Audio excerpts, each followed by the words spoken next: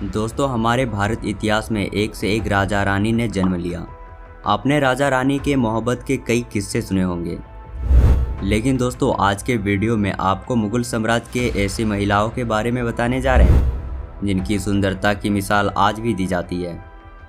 वैसे तो एक बहुत पुरानी कहावत है कि सुंदरता चेहरे पर नहीं बल्कि देखने वालों के नज़रिए में होती है, मगर दोस्तों सुंदरता तब ज़्यादा बढ़ जाती है जब उसे मन की आंखों से निहारा जाए। दरअसल हम बात कर रहे हैं मुगल साम्राज्य के महिलाओं के बारे में। अगर उससे पहले आप क्रसार यूट्यूब चैनल पे नए हो तो वीडियो को लाइक एंड चैनल को भी सब्सक्राइब करना ना भूलिएगा। हमारे वीडियो के नंबर 1 में है खानजादा बेगम, जो कि उमर शेख मिर्ज़ा और उनकी पहली पत्नी कुतुब निगर खानम की सबसे बड़ी बेटी थी और मुगलिस्तान की राजकुमारी थी। और आपको बता दें कि बाबर खानजादा का छोटा भाई था और ऐसा भी कहा जाता है कि उसका जीवन प्रमुख रूप से बलिदान और आगाज से भरा हुआ था। नंबर 2, सलीमा सुल्तान बेगम। यह मुगल साम्राज्य और अकबर की सबसे खूबसूरत बेगम में से एक थी, जो कि तैमूरी राजवंश से ताल्लुक़ रखती थी। इसका जन्म 23 फरवरी 1539 को हुआ था। इनके पिता का नाम नूरुद्दीन था और ऐसा भी बताया जाता है कि सलीमा बेगम अकबर की दूसरी पत्नी थी। इससे पहले उसका विवाह बैरह खां से करवा दिया था। सलीमा बेगम दिल की बेहद साफ और सच्चाई पर चलने वाली इंसान थी। उन्होंने अकबर को कई बार बचाया और ये भी कहा जाता है कि उनकी कब्र आगरा में आज भी मौजूद है।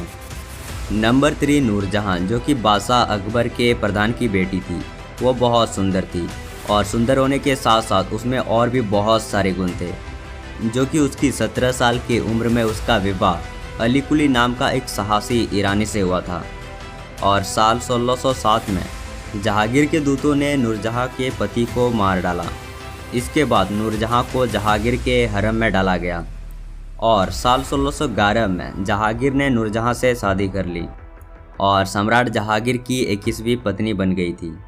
उन्होंने मुगल शासन में एक अहम भूमिका अदा की थी और ऐसा भी कहा जाता है कि उन्होंने कई कार्य भी किए थे। उस दौरान सिक्कों पर भी उसका नाम खोदा जाने लगा था, इसलिए उसका नाम इतिहास के पन्नों में भी दर्ज किया गया है। नंबर 4, दिलराम बनो बेगम।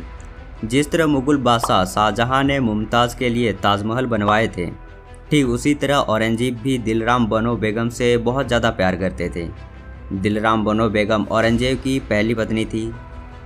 औरंगजेब और दिलराम बनो बेगम की शादी को लेकर इतिहासकारों ने बहुत कुछ बताए हैं और ऐसा भी कहा जाता है कि उनकी शादी 1637 में हुई थी और उनके 5 बच्चे हुए थे। औरंगजेब के शासन में दिलराम बनो बेगम के पास कई पावर रही और मुगल सल्तनत में उसका भी दखल रहा। 1657 में दिलराम बनो बेगम की मौत होने के बाद उनकी याद में मकबरा बनवाया गया था।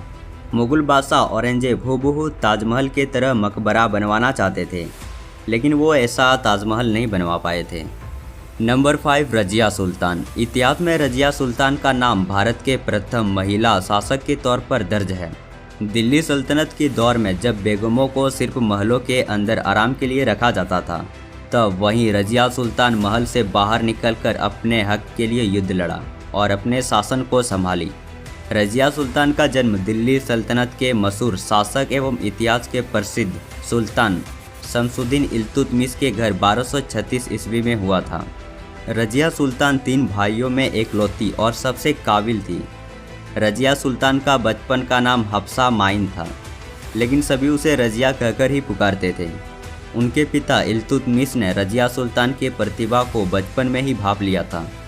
इल्तुतमिश ने पहले अपने बड़े बेटे को उत्तराधिकारी के रूप में तैयार किया था, लेकिन किसी दुर्घटना के वजह से उसका मृत्यु हो जाता है, जिसके बाद इल्तुतमिश ने रजिया सुल्तान को उत्तराधिकारी बनाने की घोषणा कर दी। दिल्ली के गद्दी पर बैठना रजिया सुल्तान के लिए इतना भी आसान काम नहीं था। 1236 ईस्वी में उनके पिता की मौत के बाद मुस्लिम समुदाय ने एक महिला को सुल्तान के रूप में स्वीकार करने से मना कर दिया था और रजिया के भाई रुखुद्दीन फिरोज को दिल्ली का राज सिंहासन पर बैठा दिया गया।